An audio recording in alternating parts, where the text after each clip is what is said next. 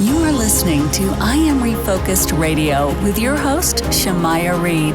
This show is designed to inspire you to live your purpose and regain your focus. And now, here's your host, Shamaya Reed. Hey man, welcome to I Am Refocused Radio. We are here once again, and man, we have another special guest today.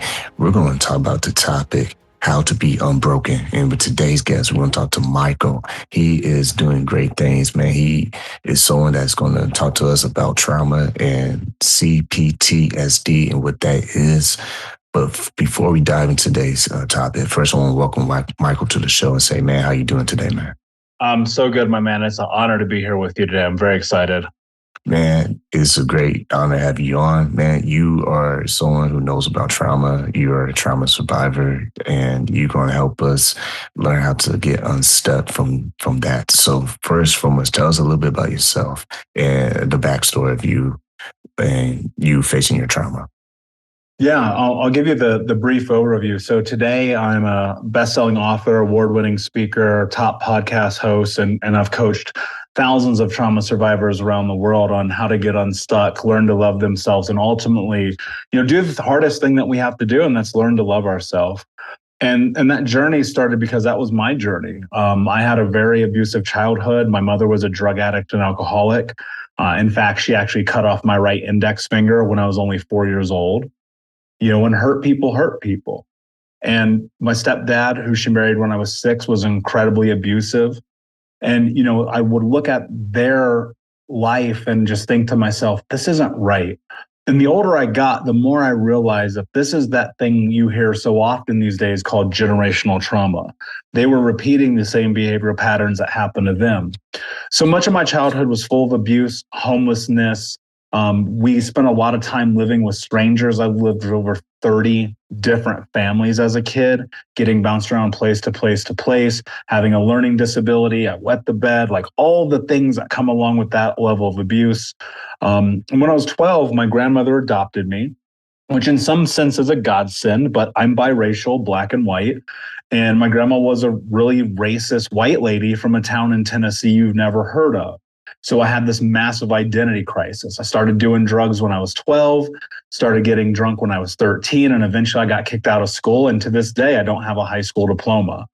And I decided to chase money, thinking that was the solution for poverty, for homelessness, for abuse. And I landed a job with a Fortune 10 company, making $100,000 a year by the time that I was 21, which was my goal, thinking that was the solution. And as I would come to discover, as unfortunately many people do, money does not solve your problem.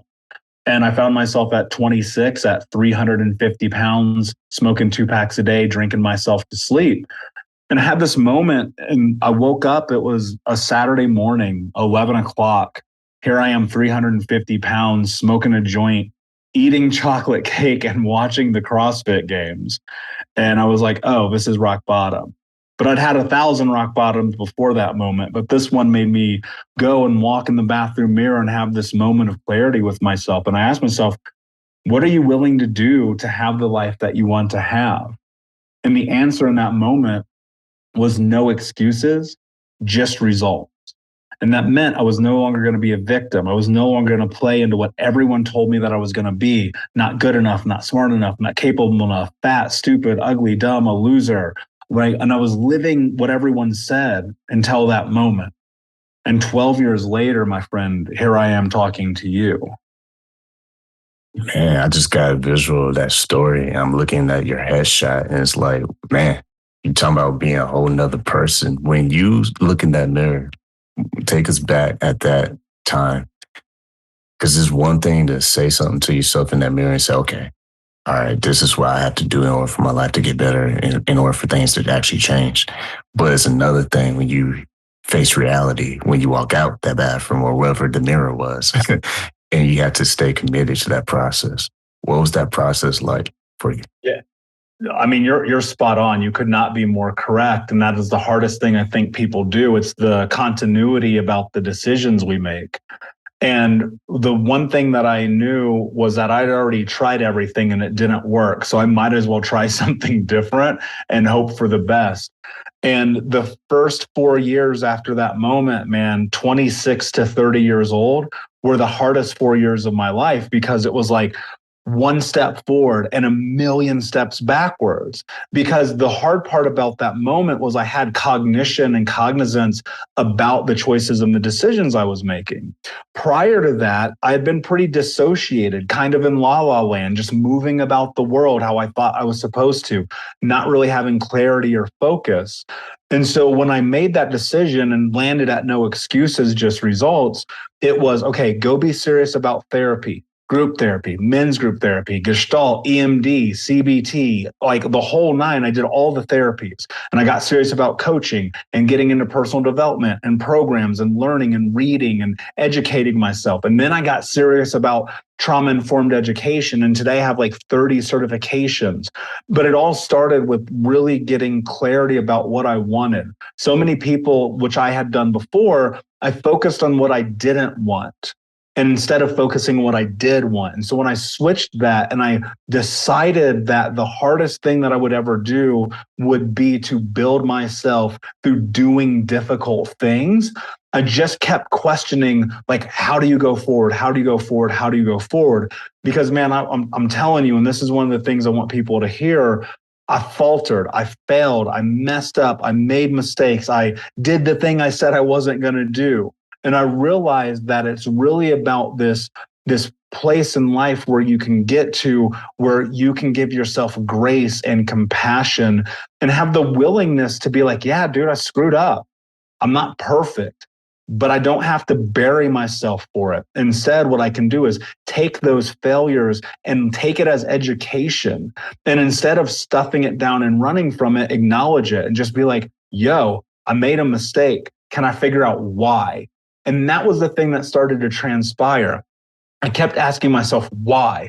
Why am I behaving this way? Why do I let people treat me like this? Why do I put myself in this position of self-sabotaging all the time? And then I started to put it together and I realized there's causation and correlation. There's a connection for everything that happens in our life. And so, of course, I would sabotage and destroy my life, because when I was 6 years old and 12 and 13 and 15, I was only ever told you don't matter and you're not important and you don't have worth. And what I recognized at 27, which is one of the things I really try to teach the people I work with, is that the only way you will ever build confidence is by doing incredibly uncomfortable things consistently. And that's what I did. It was go to the gym, lose 130 pounds, 140 pounds, 150 pounds eventually, right? It was quit smoking, quit drinking myself to sleep, quit cheating on my girlfriend, quit being this person that everyone said I should be, and start being the person I wanted to be.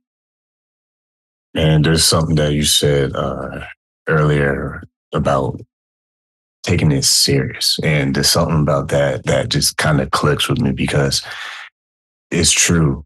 I've interviewed so many interesting influencers on this podcast, and if I can say they all have a common thread, I really believe they do. I think there's a common thread to people who are doing great things with their career and their passion, their gift, and that is they win the little details throughout time, and that prepares them for the biggest moments of their life.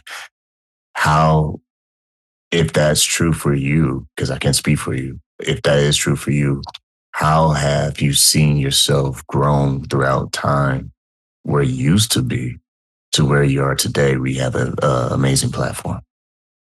Yeah, look, I think you're spot on, man. And I've interviewed so many people, it's not funny. So many of the, really, and a lot of the same people you have interviewed. And I think there's two things to this. One, you're correct. They show up and they do the thing. But the other thing is we charge head on into the thing that scares us. So when fear presents itself in my life, I ask myself, what am I actually afraid of? Dude, 9 times out of 10, the thing that I'm afraid of is success. Like, I might actually be able to do this. And so I step into it and I say, all right, screw it, let's go. and I just jump and I see what happens. Because what I've figured out is that those people who are massively successful, who I want to model myself after, they do have that thing in common where it's like they execute every single day. They take massive action. They have clarity about what they want, but they also face the fear of being the person that they're destined to be. And I remember about 5 years ago, I had this vision, like just in the middle of the day, I was driving and it was like, okay, wait a second. If I don't live life on my terms, I'm going to die with regret. And that struck me so hard because I was like, what is the point of all the suffering, all the pain, all the abuse, the homelessness, the getting kicked out of school, the fights, all of it? Like, it's got to serve some kind of purpose. And I knew that purpose was to change the world, to literally do the thing that Gandhi says and be the change that you want to see. And so instead of running from the fear of the possibility of ending generational trauma in my lifetime, I said, let's go. Let me step into it. And through the willingness to face the fear, I started to realize that it is about paying attention to the little things and knowing that you have to have these big macro goals, these big goals 20, 30, 50 years from now, but you have to operate at micro speed, meaning you have to get stuff done today. So many people wait and they wait and they wait. I wish this was my quote. I kind of want to steal it from him. It's not my quote, but Alex Hermosi, I heard him on Lewis Howes' podcast recently, and Alex said something that really struck me. He goes, most successful people are successful because they take action, whereas most people wait 5 years to do something that takes an hour. And that just hit me so hard because I was like, yep. I love that quote, man. That's a good one. I'm gonna have to put that in my pocket, man. There's one that I just read like barely, like 2 days ago. And it's by Albert Einstein, and he said it's always safe at the shore, but that is not what it was built for. And I think people, if they're true to themselves, they will be honest to say, how many times do we find ourselves keeping our boat close to shore? Because that's where it's comfortable. It looks nice. It looks great. It's safe. But it wasn't built for that. It was built to be out there in the ocean. It was built to go beyond where you're comfortable with being. For you, when it comes to trauma, why is it so important for those who are recovering from that to be involved with community? Yeah, I mean, that's the question, right? We often think that we're just alone. We feel like the world is against us, like nobody gets it. But bro, there's freaking 8 billion people on planet Earth. Like, there's no way you're going through this alone. But nobody's coming to knock on your door and being like, well, you know, hey, you should join this program or listen to this podcast or sign up for this master class or go to that conference. You've got to be willing to go and find that. And if you can't find it, you have to build it. Like, that's where I think Unbroken Academy came from, because I realized that the community I wanted didn't exist. So I was going to go and make it. We are a communal species. I know you've had people on who have talked about this before, but it's true. You know, we come from this, like, in terms of just a species of being, we come from a lineage of being in community because we needed people to keep us safe, to keep us protected, when we were hurt to heal us, when we were hungry to feed us. And we live in a society now we're so ostracized where I guarantee you don't know most of your neighbors, right? You don't know most of the people who live in your own building. You don't even really know the people who work in your office. We've become so heads down and so afraid to connect that we're terrified of the very notion.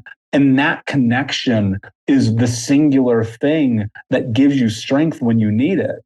You know, I look at my community, my friends, my partner, my family, the people in my life I'm closest with, and man, we talk every single day.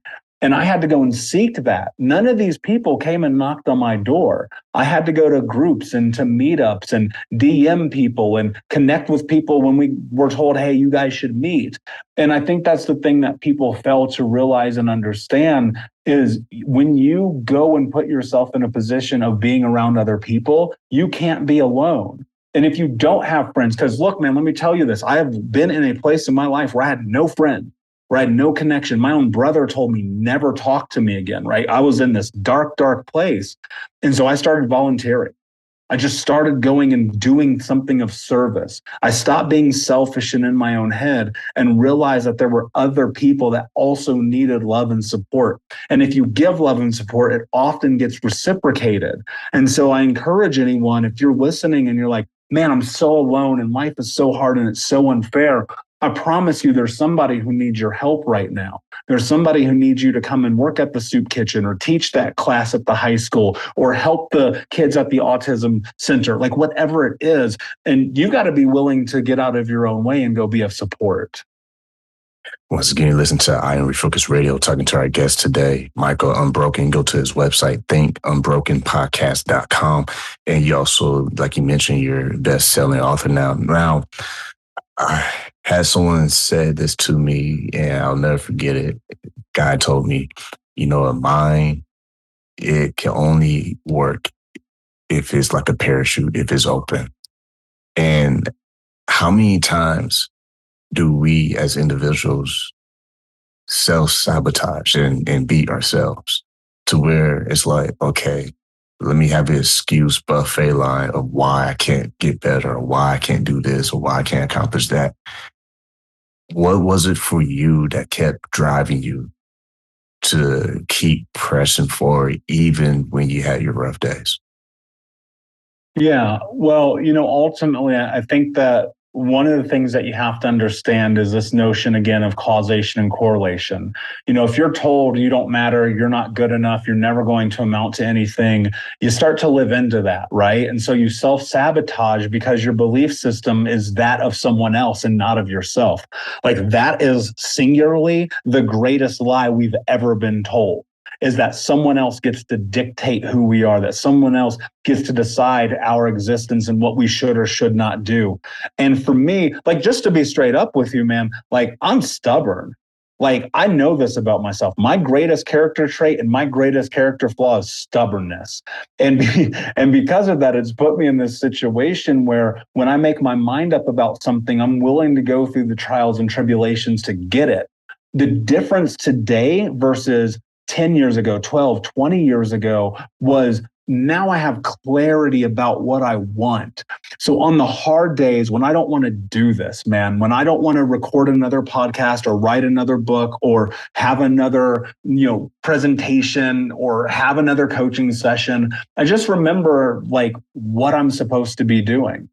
And that's to be helping people change their lives forever, to understand that it doesn't matter what you come from. It doesn't matter where you've been. Yes, there's suffering. Yes, there's pain. Yes, there's hurt. Yes, there's all of those things. And most of it is not your fault, right? Most of it we're not culpable for. And so since I remind myself that people need tools and motivation and inspiration, but most importantly, truth, and that I can be a model for the kid that I needed when I was 12 or 13 years old, I go, just keep going, man. Just keep showing up, dude. It doesn't matter. But also, look, know thyself. That's so important in this equation. I know exactly who I am. And you best believe if I'm having a day where I wake up and I'm like, emotionally, I do not have the capacity to do this, I'm clearing the schedule. I just am, because my mental health, my emotional health, my physical health matters that much to me, because you can't be of service to other people if you can't be of service to yourself first. So on the hard days, I just keep going. And if I really, really, really need a break, I take it. And I don't beat myself up about it either way.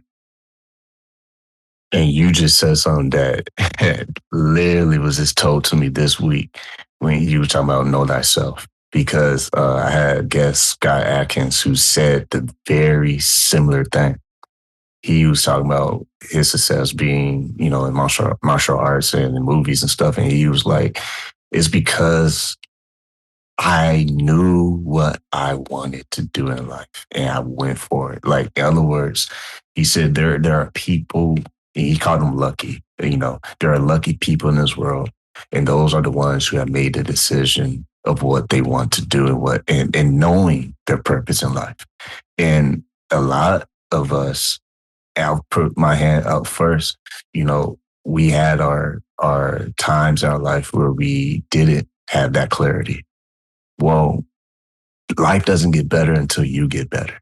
And I feel like the more you understand that, the more it gives you the empowerment to go chase what is better versus what is toxic for you. Yeah, 100%. And I think what happens when you get that clarity as well is that you start to build trust with yourself.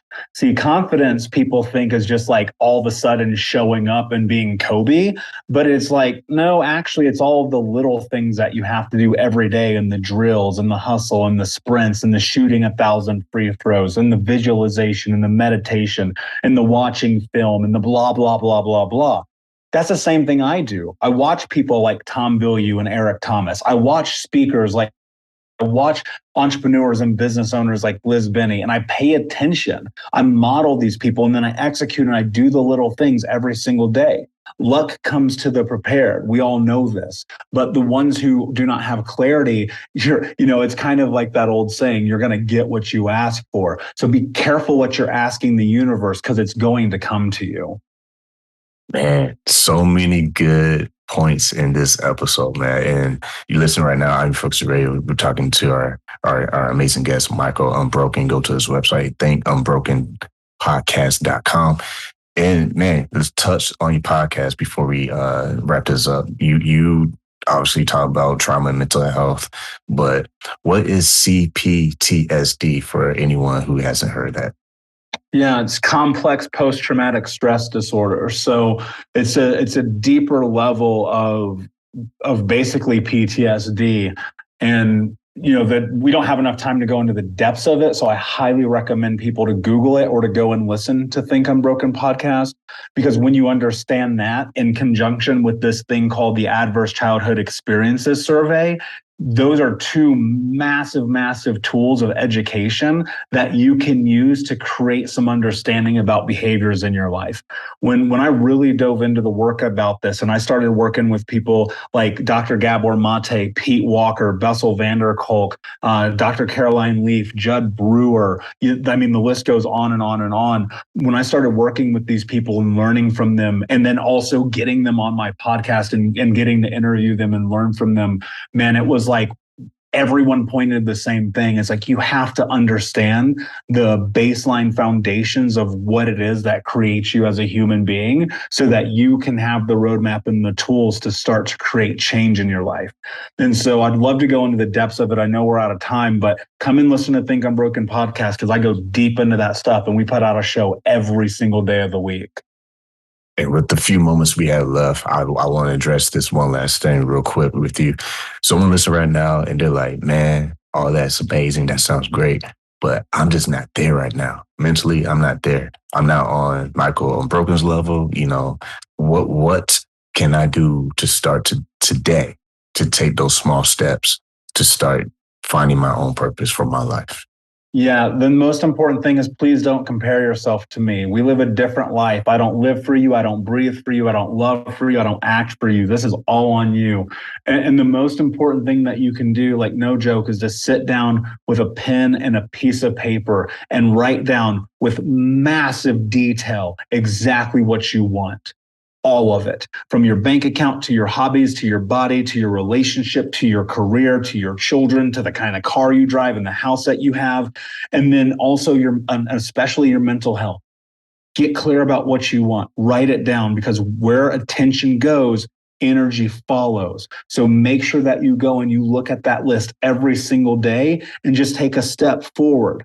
And sometimes that step forward is literally, even though you don't think you're ready, doing it anyway. Man, true honor once again, have an opportunity to talk to Michael Unbroken. Go to his website right now, thinkunbrokenpodcast.com. You can also find his books and different resources there. And he also does coaching as well. He has a blog where he has blog posts as well. So once again, man, Michael Unbroken, want to say thank you, taking time in your schedule, talking to Focus Radio, man. My honor, my friend. Thank you.